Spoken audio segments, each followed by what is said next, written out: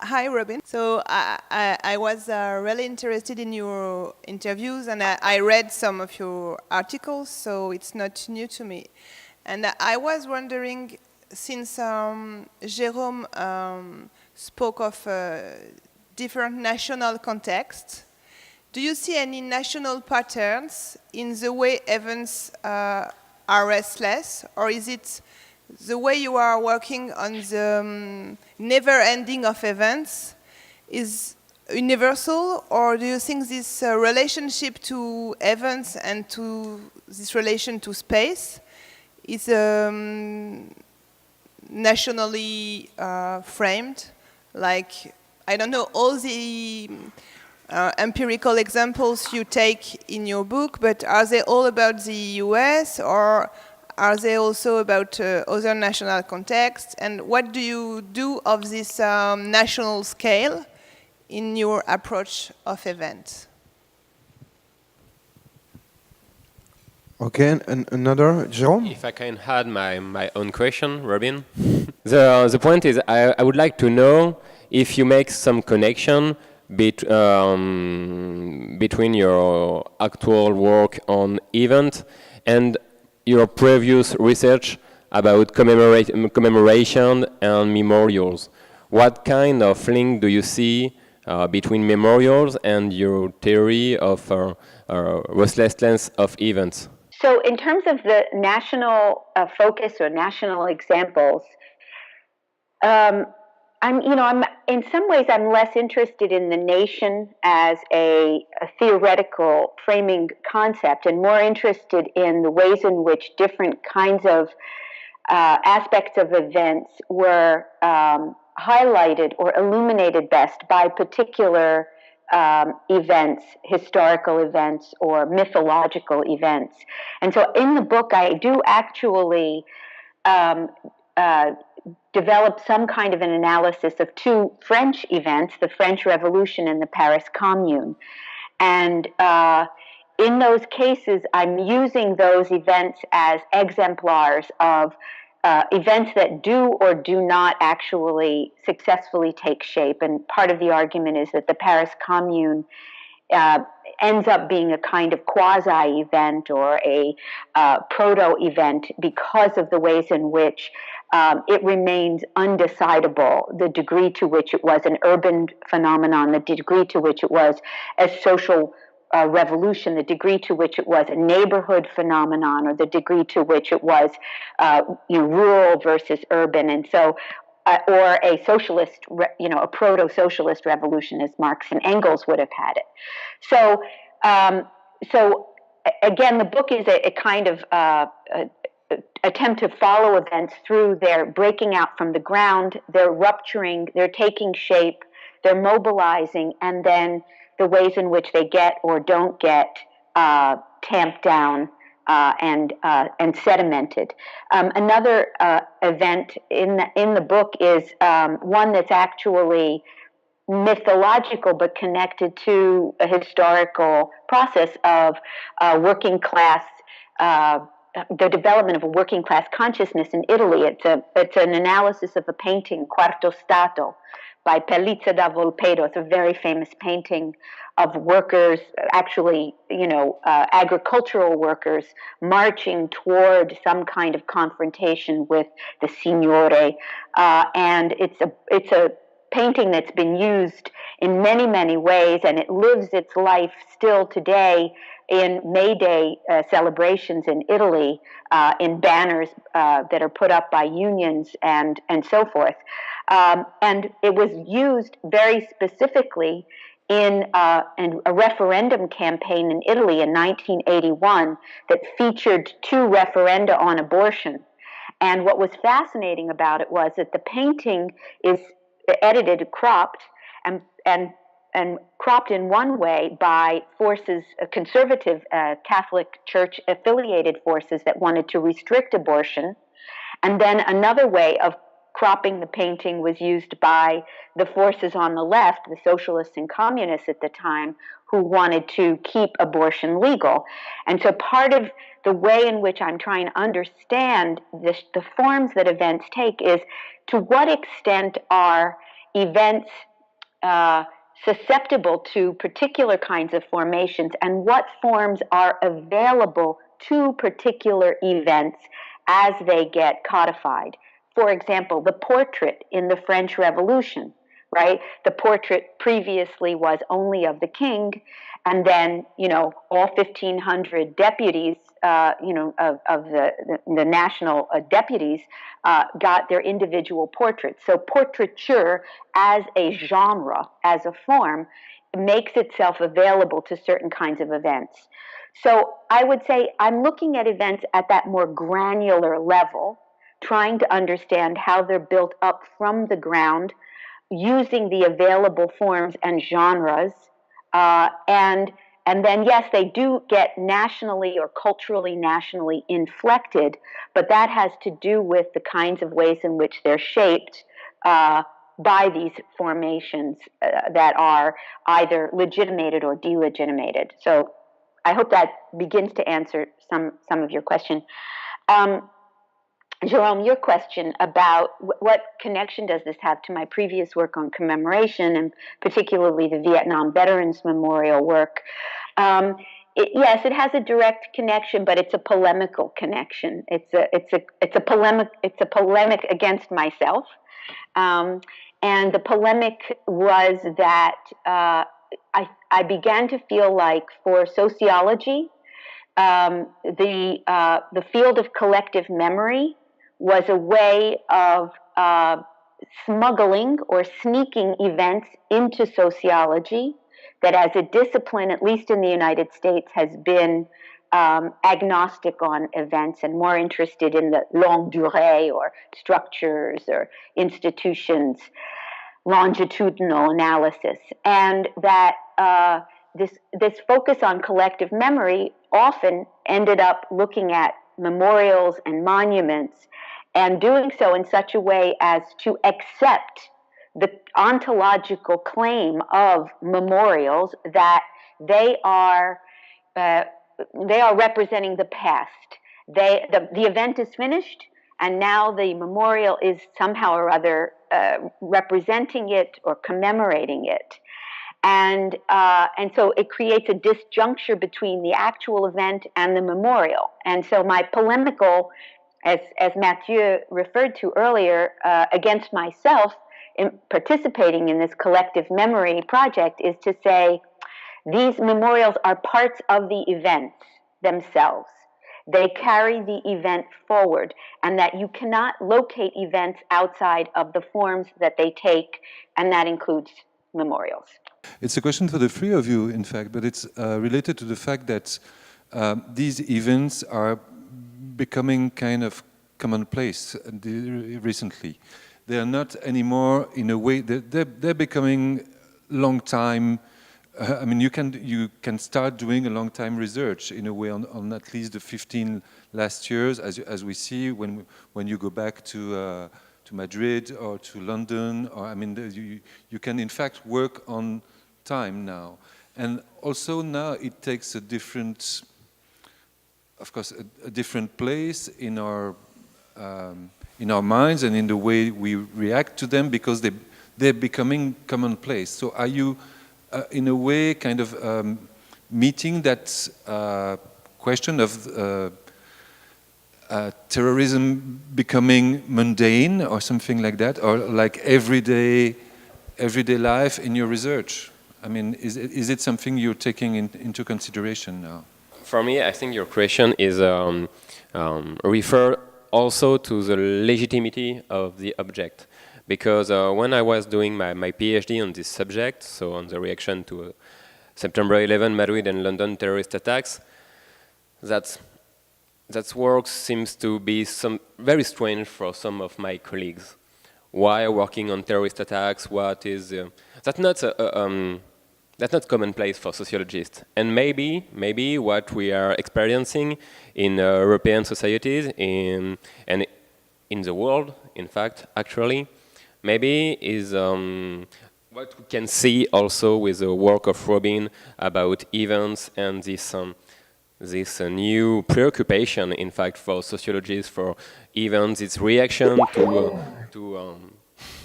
to structures and longitudinal analysis, this interest so for the events and for terrorist attacks. Maybe it's also a reaction of the sociologists to this evolution.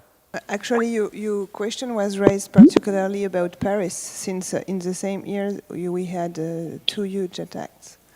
And even about the very idea of doing one huge research project who is underway in Paris on the called November 13, and which has been the same kind of research which has been done at the New School with William Hurst, with the long-term impact of the event, like doing interviews every year or every 2 years with the same people, trying to study how the memory of the events evolves.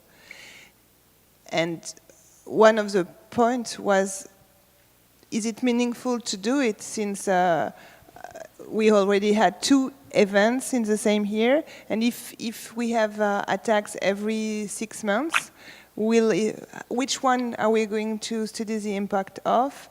And what will be the memory of the event? What will be the event? The event may be, in a way, not the attack in itself, but this new era we are in.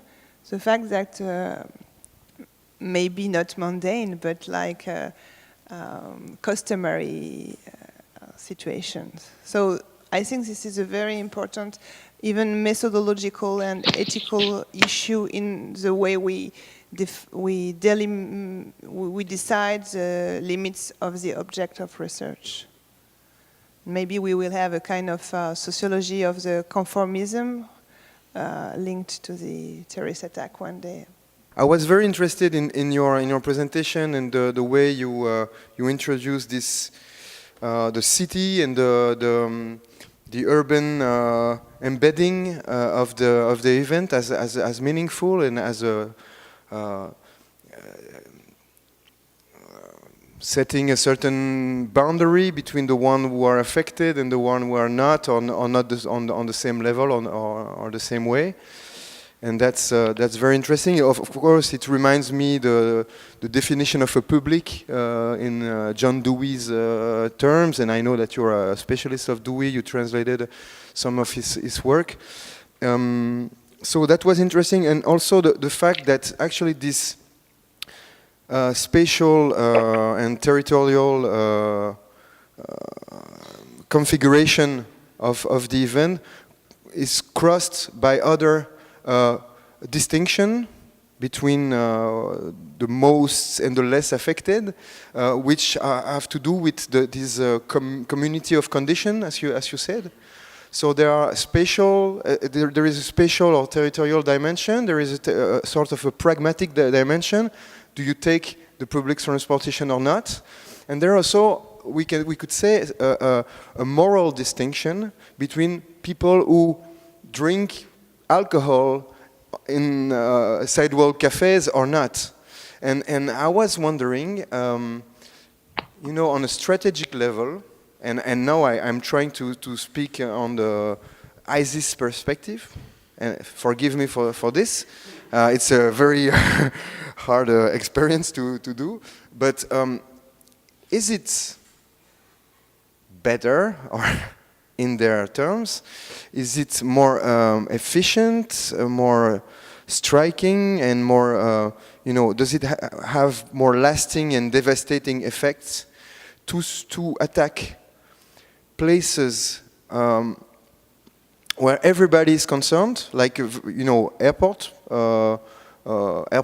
well, we could say that people don't use plane, but okay, so, or I don't know, any place in the street, or I don't know, suicide bombing on Place de la République, or I don't know. Is it more efficient to do that and make people think that nobody is cannot be a victim, that everybody is at risk? Or is it better and more efficient to target morally connotated places, such as, let's say, gay bars or gay nightclubs, like it was the case not so long ago, or of course concerts where people listen to some hard rock music, which was not actually death metal, because I mean death metal was in the name of the band, but it was not like satanist black metal or whatever. So is it better to do that in order to see the consequences and to expect people, and mostly Muslim people, not to show solidarity with this community of conditions which are more morally stressed in a certain way, such as alcohol drinkers, gay nightclubbers, or hard rock satanist fans.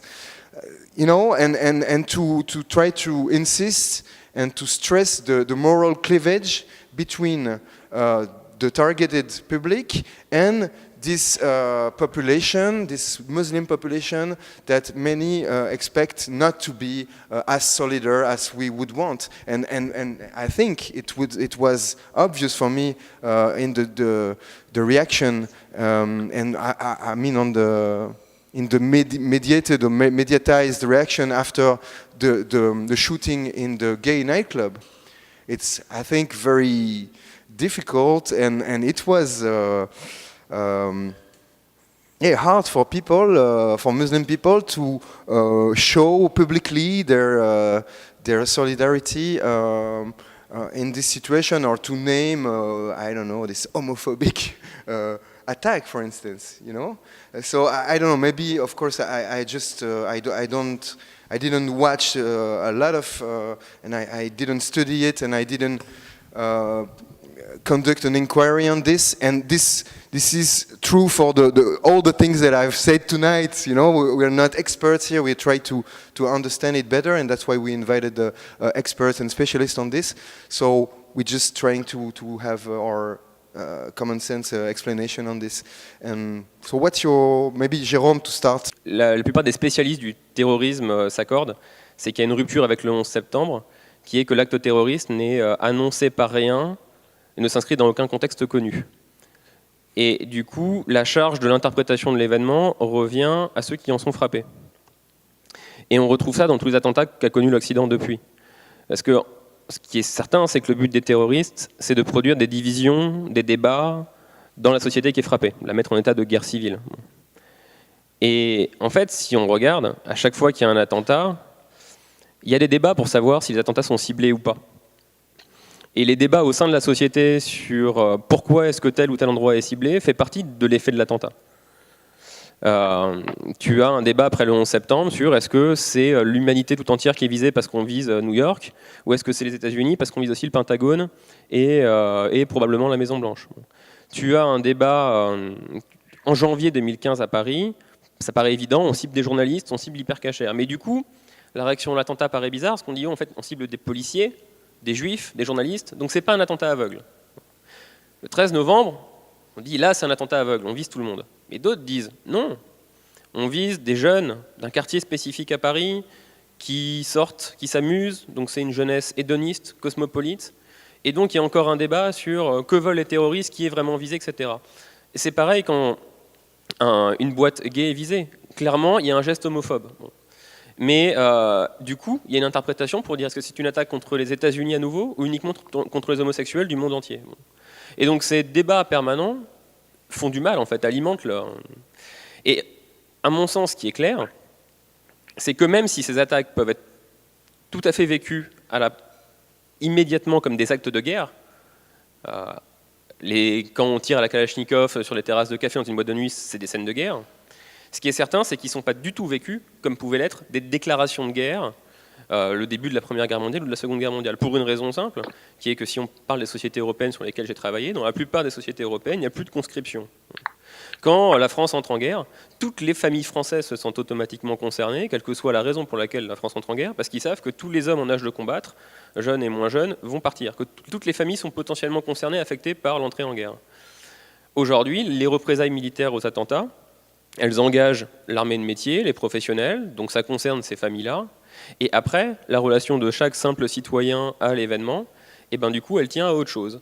Elle tient à, justement à l'interprétation sur qui est ciblé, l'identification de chacun, et du coup le sentiment de concernement est beaucoup plus diffus, varie beaucoup plus d'une personne à l'autre, il ne tient pas que à un sentiment de commune appartenance au pays attaqué, et du coup se compose cette agrégation comme ça de différents ressorts qui font que certains sont bouleversés et vont sur place, et d'autres peuvent le prendre avec relativement d'indifférence, voire s'en amuser sur les réseaux sociaux, voilà. Maybe just I can add that this debate about who is targeted and why it's not new. For example, in the French context, is in the 80s we had some attacks in Paris, like at the Copernic synagogue, and it was even in the reaction of the prime minister, this issue of knowing who was really targeted was at the core of what he said. He said, like, I don't remember, and I will maybe not be able to translate very accurately what he said, but the idea was that Jewish people were targeted, but even some French people were there and were a victim of the attacks. So this issue of who is targeted, how you interpret it, it's not nothing only typical of the contemporary era. But your question was maybe also a kind of strategical issue for the terrorists themselves. What is the best strategy for them? And I'm not sure that they plan everything on a theoretical basis. So even in Brussels, it was not the same kind of organization as we had in Paris. So, Sarah, I was just wondering, very practical and very short question. When will you end your blog and your almost daily or weekly observation of the neighborhood? Actually, the blog in itself, I'm not sure, but I'm planning to stop it when I leave Paris for the summer break. Because the fact of being away, it's like, for me, it's like a new period of life and like of freedom from the neighborhood. So, but obviously, since now we are working with Jérôme and other colleagues, I'm going to go on the observations and the scientific work, but I'm not sure I'm going to make this kind of a day-to-day basis public sociology anymore. But I don't know, maybe something very interesting will happen when I come back, and I will feel compelled to go on. But I'm planning to stop it at the 24th of July. I have no experience on the subject, but I was impressed by the words of Robin, but also your presentation. Unfortunately, I didn't follow yours because I arrived late. But they were full of description of the space. And okay, I'm part of that part of Metrolab that is more, let's say, familiar with the planning and so on. And what impressed me is the after event and this, let's say, perpetuation of the event in the public space when it has this informal character. So when there is this spontaneous way of kind of forms of reappropriation of the space, which are not totally under control by power and by the institutions. And I didn't get exactly the point when Robin, because I didn't read her book, unfortunately, when there is, when the memorial occur in the space. Because this is a form of, let's say, when the politics and when it is, let's say, the event is institutionalized somehow. So the memorial somehow kills a bit probably the informality of the manifestation and the informality and the informal forms, let's say, of appropriation of the space. So in which terms, let's say, the memorial, let's say, is capable of, let's say, bringing this spirit this informal way of using the space. And I'm asking that because I'm an architect. So I was wondering, okay, suppose now they ask you to design the memorial. And okay, basically there is the risk that you kill what is going on. Actually, since I read a lot of Robin's articles, I must say that maybe you should read some of her, because her work on the Vietnam memorials is precisely what you are speaking about. Like, she studied the way a formal and official memorial in stone, built by an architect, didn't kill all the grassroots flowers and messages. And you stop me if I'm betraying your work, but I don't think I am. Still today, people are coming with things to live there, and with their way of commemorating in front and aside the memorial. So this memorial is a perfect example of what you are looking for. And in my case, it's even more spectacular, since actually on Republic you have a very official monument, which is this oak, very small. And I didn't bring a picture, but on the floor in front of the oak you also have a commemorative plaque, like something like in memory of the victim of the terrorist attack in Paris and in France, or in Paris and its suburbs in 2015. Something like that, and in a very beautiful one, like not in gold, but something which, this kind of metal. And so you have this, but no one never goes there. It's a place where dogs are going every day, and homeless people are sleeping there. And in front of this, you have a lot of other places on the plaza and everywhere in the neighborhood where people write messages or do things. So you have this in the same space. In fact, you have several symbolic spaces which can coexist. But we have to wait what they are going to imagine for the 13th of November. And since I went to the City Hall and had conversations with them, I'm quite afraid of the results to come. Thank you, et merci à tous pour cet événement. Bye.